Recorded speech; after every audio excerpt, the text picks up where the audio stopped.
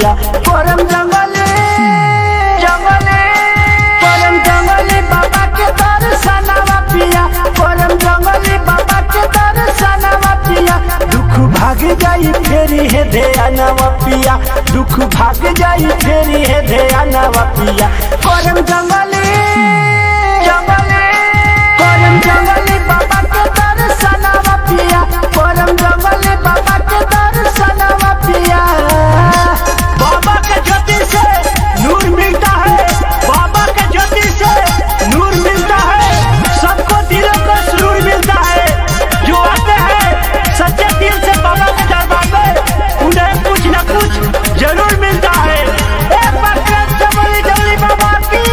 जय। सुनले बानी मंदिर बनल बनाया देखे खातिर हमरो तरसा तकाया तरसा तकाया तरसा तकाया सुनले बानी मंदिर बनल बनाया देखे खातिर हमरो तरसा तकाया तरसा तकाया तरसा तकाया बड़ी दूर ले भइल बाटे नामावा पिया दूर दूर ले भइल बाटे नामावा पिया करम जंगले जंगले करम जंगले बाबा के दर्शनवा पिया करम जंगले बाबा के दर्शनवा पिया। हमें कहना है जब पंखों से उड़ना हो तो आसमान दूर नहीं भक्ति में भाव आ जाए तो भगवान दूर नहीं।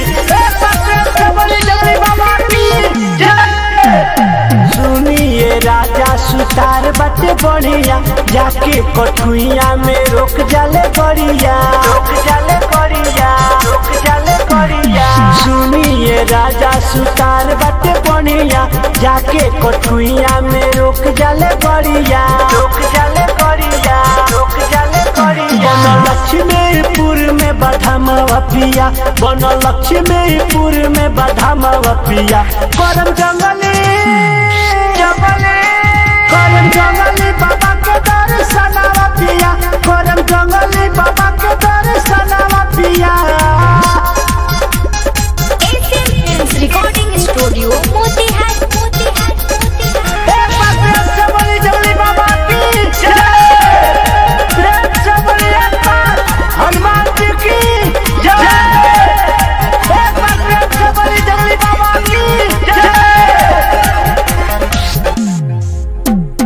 सैया आनंद जनी करिया न कानी पेनी के साड़ी तो यार हम पानी पेनी के साड़ी तो यार हम पानी सैया आनंद जनी करिया न कानी पेनी के साड़ी तो यार हम पानी पेनी के साड़ी तो यार हम पानी गावे अरविंदु जाला भजनवा पिया गावे अरविंदु जाला भजनवा पिया करम जंगले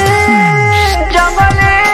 करम जंगले बाबा के दर्शनवा पिया करम जंगले बाबा के दर्शनवा पिया करम जंगले बाबा के दर्शनवा पिया। SMS recording studio Motihari.